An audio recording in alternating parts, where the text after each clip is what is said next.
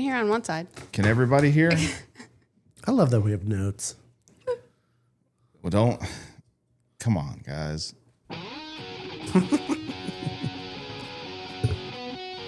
Just getting started. He's getting on this already.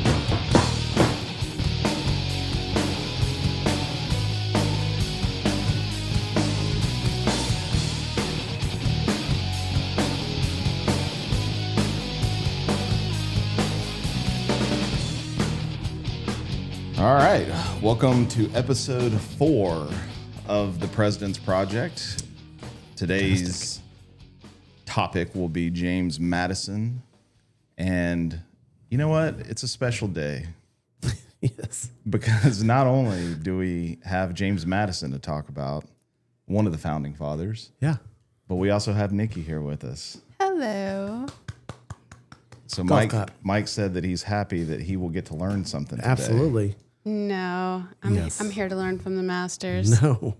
What we've done 3 episodes and we're like the masters of the president. That's right. That's We right. couldn't tell you. I couldn't tell you who 4 was until 2 weeks ago. So Well, guess what? We can recap right now. We can go. Who was the first president? Wait, I have a recap for you. Okay. So because we're Already talking better. about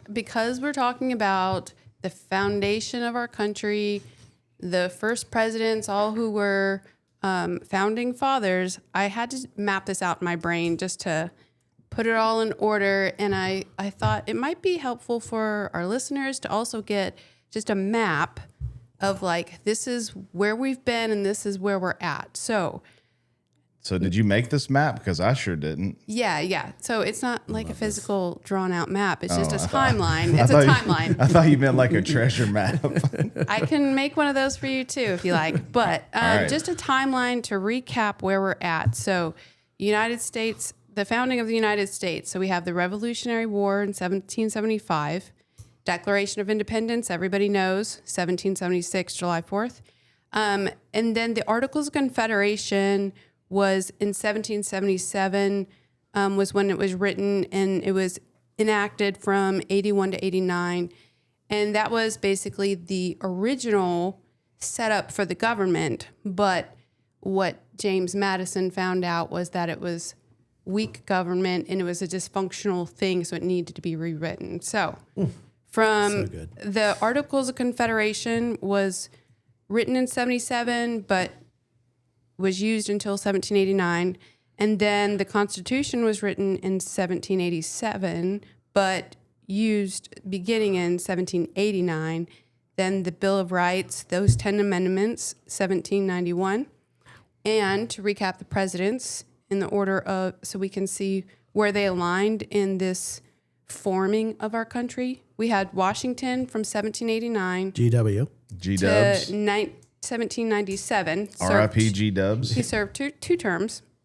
We had Adams from 1797 to 1801, just served 1 term. We had Jefferson, 1801 to 1809, 2 terms. And then that brings us to Madison, who began his term in office in 1809 and served 2 terms until 1817. Good nerd alert. Seriously. That's not all from memory. What are you talking about? That's a timeline that I had to look up just to map it out in my head, like the order of events that set up our country. Well, listen, while I appreciate you doing this, I'm a little concerned that you're a nerd. That has usually been the case, but a square alert. Hello. That is too good. Well, thank you for that. Well, let me also jump in. I said I didn't know who the 4th president was till 2 weeks ago when you were nice enough to gift Tim and I a poster with all the presidents on it. So thank you. Yes, I've had that in my Amazon cart since you guys started the podcast, and then after listening to the last episode on Adams, where you guys were like, "Oh, who is the 4th? Who is the 4th?" I was like, "Okay, I have to buy this thing." It's perfect. Well, I'm gonna get a frame for mine and put it on that wall right there. Yeah, so that we can refer to it if we need to. Well, and when the presidents come in to do pictures, I know you can have them sign by their picture on the poster. Idea. Yeah, that'll be good. All right, well, and then we'll auction it off at the end. There you go. Auction off all the signatures of the presidents. If we had that phone booth like in Bill and Ted's, That would be amazing. but a lot of our listeners may not know what we're talking about, but the old people like us know all about Bill and Ted's Excellent Adventure. It was indeed excellent. It was excellent. All right, so James Madison, he's the fourth president of these here United States.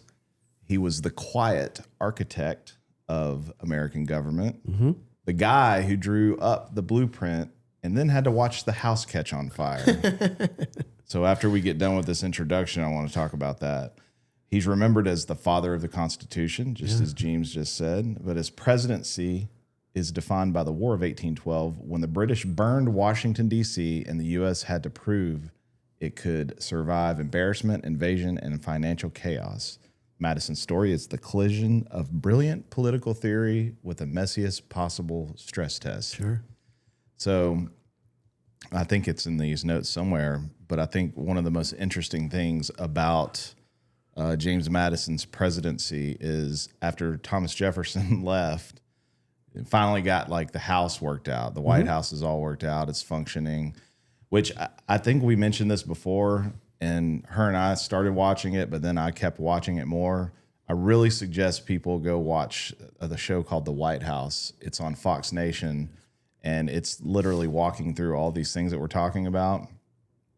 But it's funny. It's not funny. The British came back in and burned the White House down after it had, just been established. Right. And so one of the other things that I noticed from that show too is we talked about, pictures and, thinking, the past is the past and everything is just like in pictures. And so that's how we're picturing it. But when I watch that show, it's kind of crazy to see, if we see like the Oval Office or we see any room in the White House now, we're just like, oh, look, this is amazing. But then like when you see it in that show, it's just like, kind of like a shitty little house where it's like everything's kind of dinky. It was in the middle of nowhere. They were using it for hang laundry on the East Wing, and so pretty darn cool. So, and the other thing about Madison, which I think is probably the most notable thing, and again, it kind of shows it off in that series, is his wife, Dolly. The First Lady Dolly, she was kind of like the first time try to make the presidency cool. Yeah. Like I guess I don't know politics cool, but I have some notes on her for. So first thing in our notes is he's the father of the Constitution. James, what do you have to say about the father of the Constitution here? Well, what I think is really interesting is that in just reviewing his life and his presidency, the biggest things he did were actually before he was president. The Constitution, the Bill of Rights, all of that. I think that's just fascinating that the highlights of his career, I wouldn't say were in his presidency. Yeah. I would say it was before that. So. That's well said. I think you're exactly right. I mean, these guys, we see that these founding father presidents were so driven, and they knew what they believed in, and to write this stuff when at their age. Yeah, I don't know how old he was when he wrote those things. Well, but if he was born in 1751 and then wrote it in 1789, did you say? Yeah. That's like in his 30s. Yeah, so the Constitution, Bill of Rights, 87, 91, In mid-20s, early 30s. Yeah. Yeah. Yeah, that's young. These guys are driven. I mean, I had a note here that in 1769, so he's 18 years old, rode horseback to College of New Jersey, which is now Princeton University, to come from Virginia to New Jersey. I mean, how do you know to get where you're going? Right. And that's a long drive now, but on horseback? Yeah. Because he knew he wanted to get an education. Yeah. At now, what is now Princeton. I mean, you now know why these schools are so prestigious and amazing, because they have such great history towards them. So, but you're right. I mean, these guys are so driven before they get into these positions. Yeah. When the rest of us at that age are trying to figure out life, Yeah. they're setting up a country. Yeah. So he was the father of the Constitution. He's the co-author of the Federalist Papers. He was the architect of the Bill of Rights. And these are all things that he's known for. For the listeners, if you're just tuning in, we're going to do things that they're known for, things that they're not so known for, things that's kind of crazy, and really messed up things about him. Yeah. He's the fourth president of the United States. Like we said, he took office March 4th of 1809, inheriting the international tensions from Jefferson's years. Britain and France were fighting each other, and the U.S. was getting punched in the face economically and diplomatically by both sides. I think something notable, too, is the party politics was starting to get pretty hardened here. The Democratic Republicans dominated, but the Federalists remained loud, suspicious, and regionally strong, especially in New England. His administration included figures like Albert Gallatin, James Monroe, which we will learn about James Monroe in the next episode, men who would shape war policy and post-war American direction. Right. War of 1812. James, what you got on the War of 1812? Well, the War of 1812, like you said, he inherited some just global issues. France and Britain were fighting with each other. We're trying to, have commerce with each of them, and they're both sabotaging the Americans. They're British especially was, basically kidnapping our people on ships in the sea, and they were claiming that some of them were defects from the Royal British Navy. So they would kidnap them and force them to work for them, but then they were also taking people who'd never been in that position. So trade was getting really messed up with both France and Britain, but on top of that, the British were like kidnapping people and sabotaging trade ships and stuff. So, he inherited kind of a mess that he ended up having to deal with the War of 1812. I'm starting to feel like maybe I just don't need to come back. She's too smart for We me. need to switch seats here.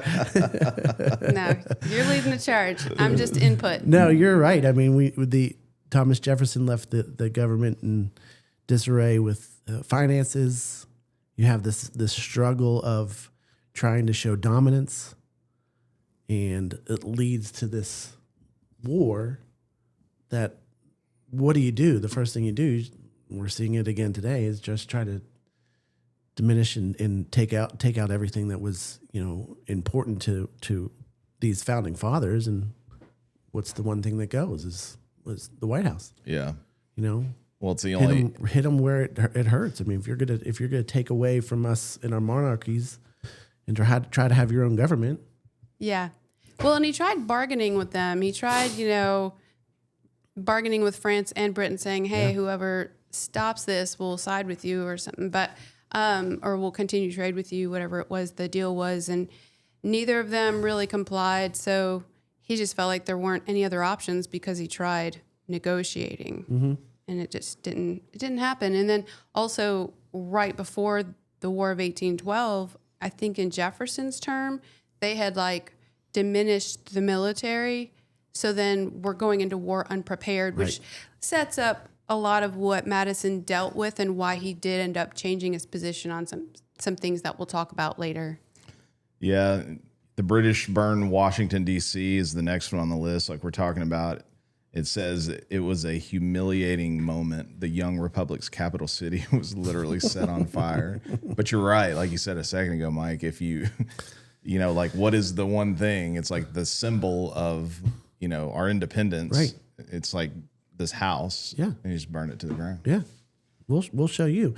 Well said on the diminished of the armies. I mean, it was one of the things that Madison did was lowered the age of generals from these older individuals at 60, which is it's pretty old for that time. Even though a lot of these guys lived to their 80s and 90s, from 60 to 36. See, I didn't know that. So you're bringing down this age of these leaders, bringing in these new minds, these more strategic minds, getting away from the old ways that they fought. Yeah. Right? different way of thinking, different way of fighting is really how you get out of this type of war. So this is a big one that Madison fled the city as the British approached, and Dolly Madison became famous for helping save key items, especially the portrait of George Washington, which I guess we all know the famous portrait of him that's in the White House. But is it the same portrait that's on the dollar bill? I don't know. I think it may be. I don't know. I don't know if it is or not. It's that painting that you always see. The Star Spangled Banner. A few weeks after Washington burned, the British attacked Baltimore. The defense of Fort McHenry in September 1814 became a symbol of resilience, especially after the shock of losing the capital.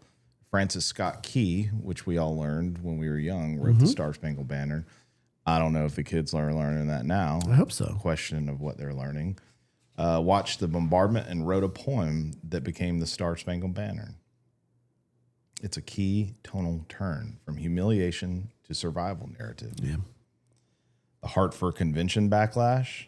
I don't think I know much about this. James, you got anything on that? No, I hadn't really read anything about that. No, me neither. The Treaty of Ghent. I don't know if that's how that's said. You got the post-war pragmatism, Second Bank of the U.S., and internal improvements. Madison entered office skeptical of centralized financial tools. War changed that. Funding chaos during the conflict convinced him that the country needed a stronger financial system. I think that we're going to learn this more as we get more into this, but one thing that always struck me about my grandfather is he was just so hardcore about these banks. And I was like kind of confused about all that, and I still am a little confused. And then when we went to the Hermitage, we saw that, there's so much about the banks, they're for it and against it and all that kind of stuff. But Gene was always like, I don't want that. He didn't want these big name banks. And it's almost like this mindset of way back then. Yeah. So there was the First National Bank and the Second National Bank. So around the time of the First National Bank, Madison actually strongly opposed Alexander Hamilton's idea for the bank. He didn't believe that there should be a national bank or a federal bank or whatever.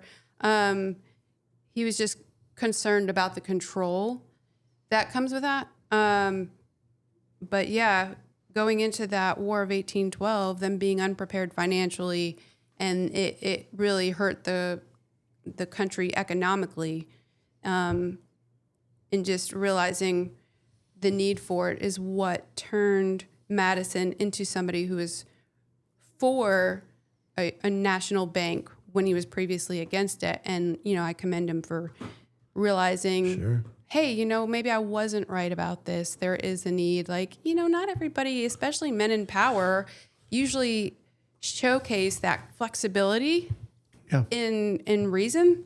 Normally it's like you have an idea, you stick to it, and I'm not moving. But it's like he's one of those guys where it seems like he just learns at every turn. Right. I mean, it's probably why they're called these founding fathers, because they laid these practices and beliefs down. Yeah. That are, 250 years. This summer when, we have that the celebration. What we've been talking about on past podcasts is that 250 years that these laws have been in place. Mm-hmm. Star Spangled Banner, we say it every weekend at a football game. Yeah. Yeah. You just don't see that stuff anymore. Yeah. And it's fascinating. And I love also that James Madison was like one of the primary voices that was constantly fighting for freedom of religion, which is just something that really defines America in an amazing way. So, yeah. Yeah, I wrote down where did I write them down? The Bill of Rights. Oh, yeah, the Bill of Rights. He's the one who introduced that into the government, and he pushed for most of the ones in there. He did allow for other people to, have input. Obviously, it was a collaborative effort, but he did most of it. But he pressed for freedom of religion in the Bill of Rights. Yeah. Yeah. Freedom of speech, freedom of bear arms. All of this stuff that is just the framework for the our founding lives. fathers, Yeah. man. Yeah. All right. Here's some things that are lesser known about, what's his nickname? Jumay? Jimmy Mads. Jim Madden. Hayden told me the other day, he said he likes our nicknames. That's it. Oh, yeah, that's right. J Mad. J Mad. I like it. But Mike came into my office a couple days ago, and he asked me, he said, "Do you know how tall James Madison is or was?" And I was like, "I don't know, Mike. Why don't you tell me?" Little dude. 5'4". 5'4". Wow. 5'4", weighing about 100 pounds. That's insane. Madison was shorter than most presidents and not physically imposing, an easy target in a political culture that often equated height with authority. Sure. He proved that in early America, the most dangerous man in the room could be the one quietly taking notes. I love that. Yeah. But like, it just cracks me up. It's back to even the other shows that we did where it's just like, they'll rag on him for being short, just like they rag on, the other presidents for being fat. It's just whatever's wrong with you, whatever thing that you're most embarrassed about. If you get into politics now and then, you make fun of them. I feel like maybe the founding fathers actually founded man culture, because isn't that just what men do? yeah, I guess Yeah. so. Pretty much. Maybe his nickname's Shorty.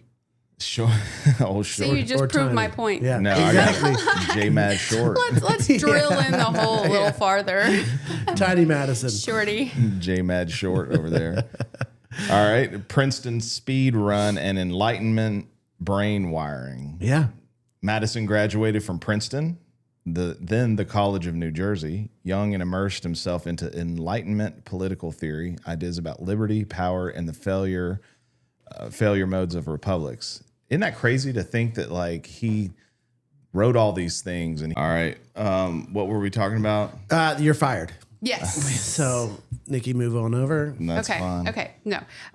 We just went And, through hold on, Princeton. hang on a second. All right, and we're back. We're back. Sorry, we have a pool guy here working on a big leak that we have. But yeah, we were talking about Madison at Princeton. Yep. But yeah, think about, he wrote all these things and did all this. He was educated and learned about all of that kind of stuff from going to Princeton. Yeah. Can you imagine who the professors are at this time? I don't know why we don't know more about those I individuals. read their names, but I never Good looked Lord. into them. Yeah. Did you get a full background check on everybody involved? No, I didn't. But yeah, who is he learning from? That's a good rabbit trail to go down, I think. Maybe we have a sidebar, podcast where we go through and see who is really educating these. Yeah. It had to, I guess, real life experiences. Yeah. But I mean, obviously, James Madison, he analyzed everything he could, every form of government. Yeah. And so I think not only was he, studying Enlightenment ideals and things like that, but he was studying government structures. I imagine that he did have instructors for a lot of his studies, Yeah. but I imagine he did a lot on his own. No, for sure. You mentioned earlier, I don't know if this is on tape or not, but about how they ate. And a lot of them had an agriculture background too. Yeah, From the farming. I have a theory going on here. We keep discussing these guys are so brilliant at such a young age, and like, how come we're not that brilliant in any age? And one of my theories is that they were eating more natural foods, whereas these days we eat so much processed food that it's proven that it makes you feel foggy. It clogs your brain. You feel like crap all the time. You can't think clearly, let alone design a country. But I think maybe their eating habits had a lot to do with that mental clarity that we're all seeking every day. Yeah. Yeah. Well, I think you're spot on, because even in here later in life on our friend Tiny Mads, J Mad Short. he was president of our agriculture societies, and he warned that human life might be wiped out by upsetting the balance of nature, including invisible organisms. So there has to be something to the whole lifestyle Yeah. that they were living. Yeah, I bet you're right. Wow. Healthier, stronger, clearer mind. Yeah. And on that note, I have a quote by him. He once said, "If our nation is ever taken over, it will be taken over from within." And I know he's talking about elite powers and things like that, but food system. Yeah. Hello. We could go down some conspiracy theory rabbit holes. Well, outside of the food stuff, it says here another one of the things that are not so known about him is he has lifelong health issues. It says that he experienced recurring health problems throughout his life. Some historians have suggested seizure-like episodes, though it's uncertain. But stress and everything else, can you imagine? Yeah, I read that it 400 was. pounds? I read that it was. They a lot of times called it stress-induced seizures, Yeah. but then in modern days, when you look at that, it looks like epilepsy. Yeah. Yeah. Interesting. Another unknown fact we just talked about a second ago a little bit, Dolly Madison. Dolly Madison transformed the White House social scene into political infrastructure. In an era where politics ran through dinners and personal relationships, her ability to host and connect people mattered. Yeah. Yeah, I think there's two big key points on that. One, she was basically, she seems like the opposite of James Madison. And, like really power couples tend to like balance each other out and fill in voids for each other, where he was not socially gifted. He didn't have like this presence to command a stage or anything like that. So, when it comes to like dealing with national affairs or foreign affairs, like she was kind of a glue for him. She kind of filled a void that he couldn't fill. But also I read that she really did help establish the modern image of what the first lady is going to be, a leading role in social affairs for the nation. And I feel like she did a good job on that. No, well said. Well, she took it up a notch. It's like she was basically the first party planner. Yes, White House. Yeah. exactly. That's a good way to put it. Yeah. I mean, I don't know that G-Dubs was in there like planning or not. He wasn't in the White House, but he wasn't in there planning parties and doing all that. It's like we're a bunch of dumb men that are just like fighting with each other and making fun of each other for being short or fat or bald. It's like, meanwhile, she's like, look, if we have these gatherings and we connect people and we, do all this, that would probably be better for us than not doing that. She probably made him look better. Oh, Yeah. I'm Yeah. sure. Yeah. Well, at 5'4", 100 pounds, it says here she was 17 years younger than he was, a widow, which I didn't know much of the backstory, but of how they met or what. But I think you said it exactly right. Became kind of a fixture at soirees, and she must have been much bigger than him. It I'm says wondering. it's a buxom, vivacious Quaker who was 17 years younger than James. That's So- an interesting description. It is a very interesting description. Do we because not- You have someone that's kind of maybe a little nerdy guy that, as we use the word nerdy, at that height. I mean, that's quite a contrast. Yeah, know. yeah. Do we know how old he was when he was president? Um. Well, was it 1809 when he became president? Yeah. So born in 1751. So what's that? 40 years? 40 plus years? So, something like that. Yeah. We can't even do math, and these guys are writing Bill of Rights. You're exactly right. All right. Another not as well known fact about J Ma Short. J Mad Short. J Mad Short. J. Matt Short. He owned enslaved people. Yeah. Madison owned enslaved people at his Virginia plantation. How do you say that? I don't know how to say that. Montpelier? Montpelier. Yeah. Montpelier. This complicates his liberty philosophy the same way it complicates the founding generation broadly. Madison expressed concerns about slavery's impact on the republic, but did not end the practice in his own life. Sure. It's funny because what we've noticed with these guys is, they're probably out front saying, "Oh yeah, we need to do something about that. Yeah, we need to do something about it." Meanwhile, like Jefferson, how many slaves we say he had? Right. Like 600 or A something lot. like that. A lot. Well, there's an onion peel with Madison. Madison actually inherited Montpelier and the 100 slaves from his father when his father died.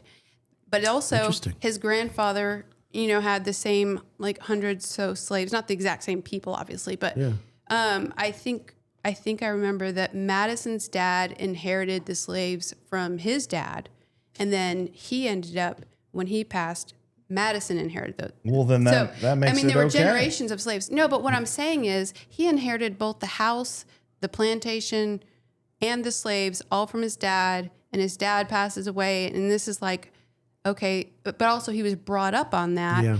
That was how they made their living. That's how they survived. So in my mind, it says multiple times that Madison knew that slavery didn't fit with the new nation. It didn't fit in, life, liberty, and pursuit of happiness. It didn't fit in the constitutional rights. It didn't fit. He knew it didn't fit. But also, on the other hand, it's like, okay, this is also my father left. This is all I have left of my dad. Yeah. And that's a big farm. And then also, it's like, okay, this is how we've fed each other for our entire lives. It's like if you were in the tech world your whole life and then you suddenly have to become a farmer, you're like, I don't know how to do that. So it's like, did he, obviously he was in government, so there's career there, but I don't know what it paid back then. Could it sustain a house? Probably not. Not until it got, Probably not. I don't know. A lot of the times I feel like even with the modern presidents of taking action to do something instead of kicking the can down the road for someone else to deal with, which may be part of it. But, you get all the way up to President Lincoln and like we're stopping this now. He kicked the can. Or he didn't kick the can. He stopped the can. Yeah.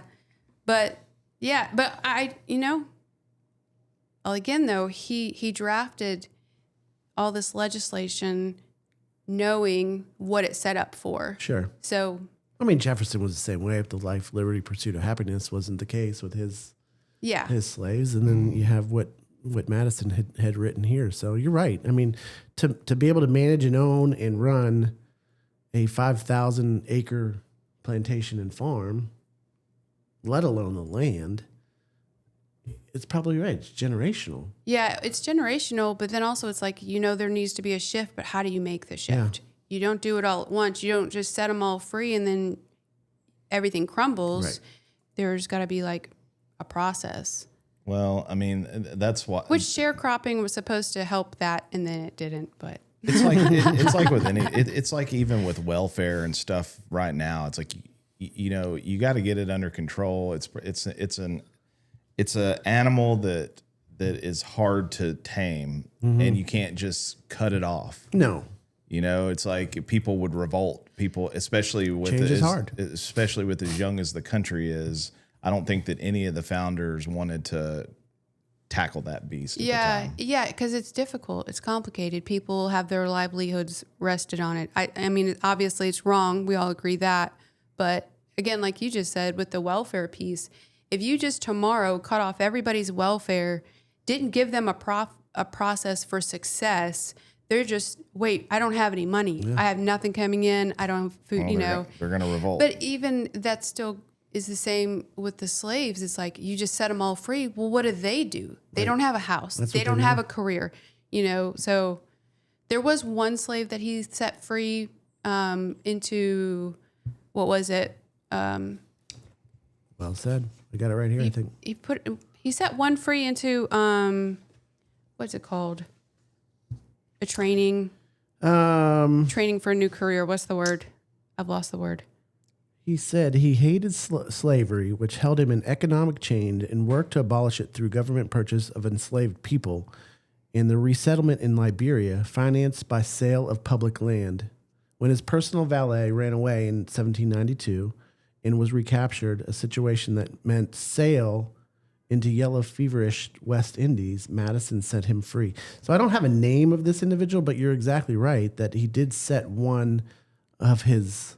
I think it was an apprenticeship is the word I was looking for. He sent him into an apprenticeship. Yeah, that's right. That's right. But also, I did read, and you might have read this too, I did read that one of his slaves wrote a memoir after his presidency, or it was later on, but one of his slaves wrote a memoir and said that Madison instructed all of the slave handlers to treat the slaves with all kindness and humanity, and he never would allow any of them to raise a hand to any of them. Yeah. So the slaves under Madison were treated really well, which is, I think, important. It looks like he let him kind of run the farmland during his presidency. So, I mean, he gave him a little bit of leadership roles within that. And if we're going back, if he was, wrong word, but kind of gifted from his father, I mean, everybody knew. That's all these people knew. Right. You have to think and you have to hope, knowing, and I think what our beliefs are nowadays is that, they were treated pretty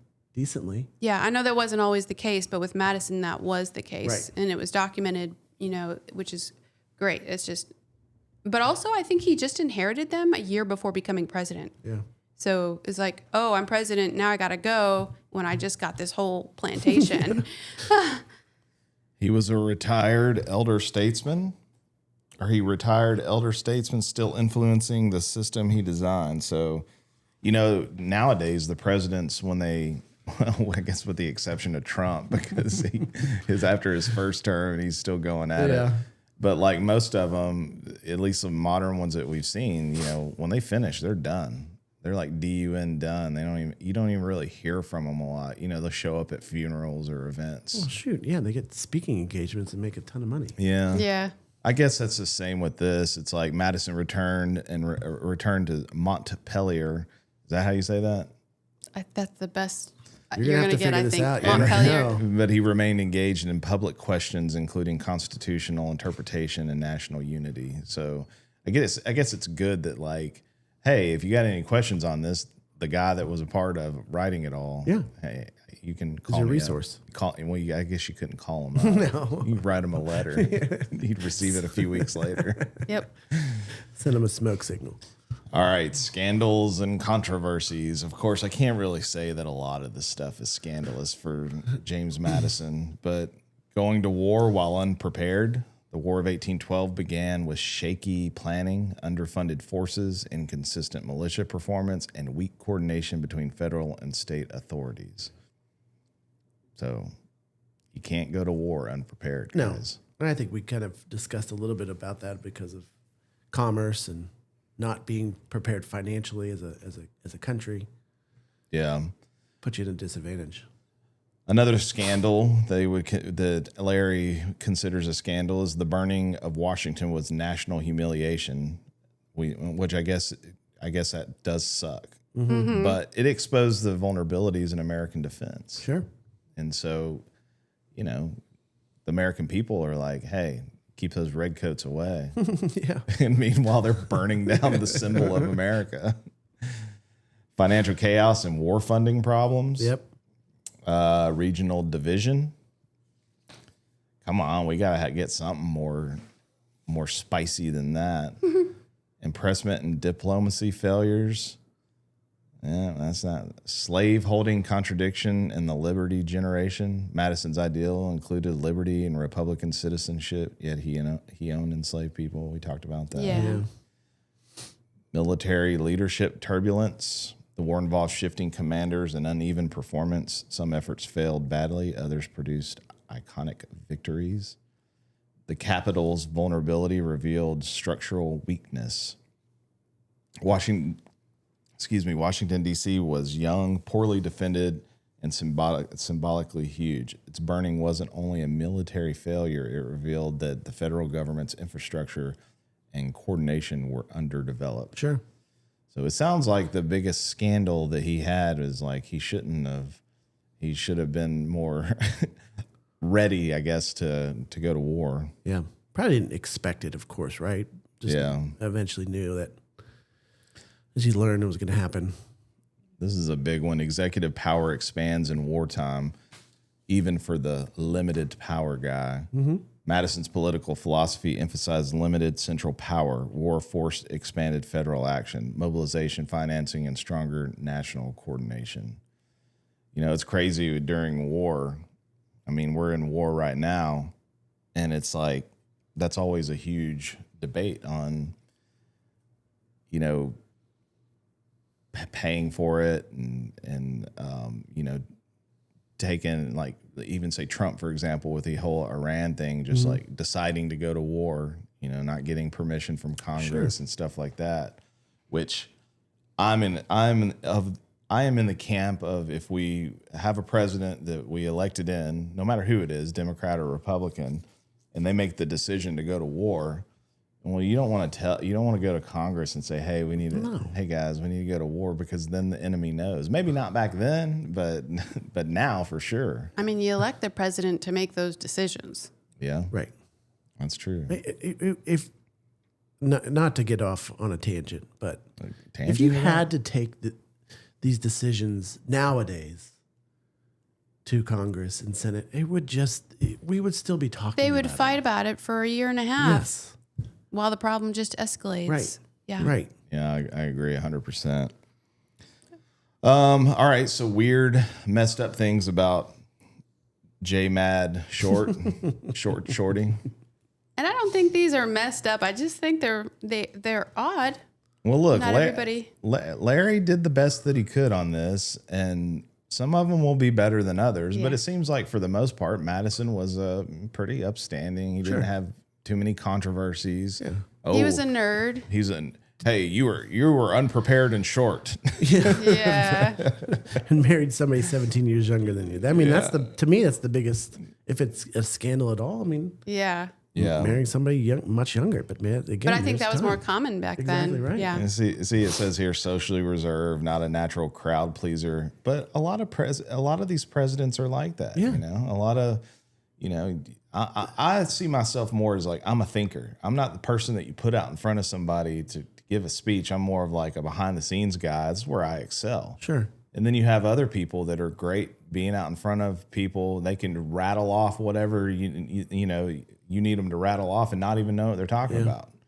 And so, you know, I get it. And he's got his 17 years younger wife Who set like social grace, kind of was like the social grace for them. Yeah. You know? Preferred writing and careful argument over confrontation. I would say that I'm similar to that. But again, a lot of people just rather, you know, hey, let's go balls to the wall all in. And we're going to fight this out. You're going to have some boring presidents. Yeah. We'll see more of it. Yeah. Dolly's social skill was a hidden governing tool. I think we covered that. Not a natural wartime leader, forced into wartime identity. A lot of presidents, I think, that over the years that we'll see that are like that, where, you know, I mean, hell, even Bush, W., I don't think that the intention was for him to be a wartime president, and then all of a sudden 9/11 happens. Yeah. And it's like you get dragged into these things, you know? And that's where you really can see how these guys perform, because, I mean, I think we all could sit here and say we could close our eyes and picture Bush standing next to that, you know, the priest,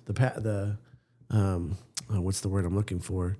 The New York, the officer who was the chaplain. Yeah. Standing up there on top of the cars, rallying the troops. Yeah, that's Right. like something that's just burned into your mind. I mean, you talk about leadership. I mean, that's what you want from these individuals. Yeah. Yeah. His convention notes became an obsession for future historians.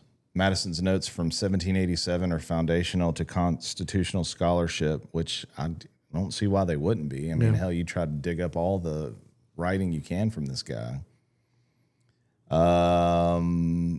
Long retirement, watching successors reinterpret his work. That would be kind of crazy if you think about it. He gets out of the presidency and he's watching these guys like probably try to flip the script or try to, you know, tiptoe around certain things in the Constitution and all that kind of stuff. He lived to 85, long enough to see the founding generation fade. It's unbelievable. And he's the last major founding father president, which I thought Monroe was. That's what I thought so too. We were talking a little bit about that during our little break. Yeah, I think James Madison. I think the university. Yeah. I couldn't find anything of how that became named after him. And you'll drive past it when you're going out on your trip. You'll see it there. 'Cause it's right off the interstate. But I didn't see anything about how that came to be. Yeah, I don't know. So what do y'all think about J Mad?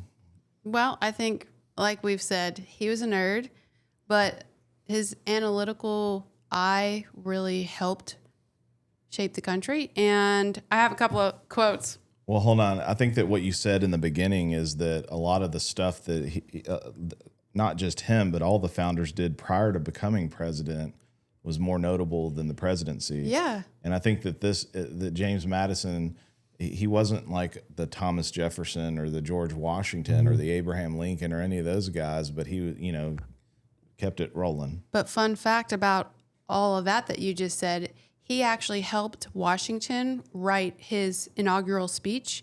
And then he also was very aligned with Jefferson on almost all policies. Wow. And he was actually the one who encouraged Jefferson to run for office. Yeah, I actually saw that in that White House thing. That, like, Madison and Monroe were with Jefferson through all of these things. Big part in like the Louisiana Purchase and all that kind of stuff. How about that? Yeah. Madison was good friends with Jefferson and Monroe, but he also advised Washington. Wow. I mean, the guy is fascinating. Yeah. And speaking of fascinating, a couple of quotes I found that just were fascinating to me. One of them was kind of just, it's stated throughout everything he wrote: the right of citizens to bear arms in defense of themselves and the state shall not be questioned. But even more than that, I love this last quote: the purpose of the Constitution is to restrict the majority's ability to harm the minority. I mean, that's just gold. Yeah, it is. I mean, looking out for the people. Yeah. Well, protecting the people. I feel like we learned a lot with Madison. We also learned that we got a genius amongst us. And actually, I did want to make a comment that this is the first time that you two have podcasted together. That's very true. Is it? High five. That's very true. So, yeah. And I welcome that. Do you really welcome that? I do. Hey, we'll do it again. Let's hope so. Yeah. Well, thank you guys for listening. Check out the website. Check us out on Spotify, Apple, wherever, YouTube. Like and subscribe. And comment. And also... Say what? Say what? All right. See y'all.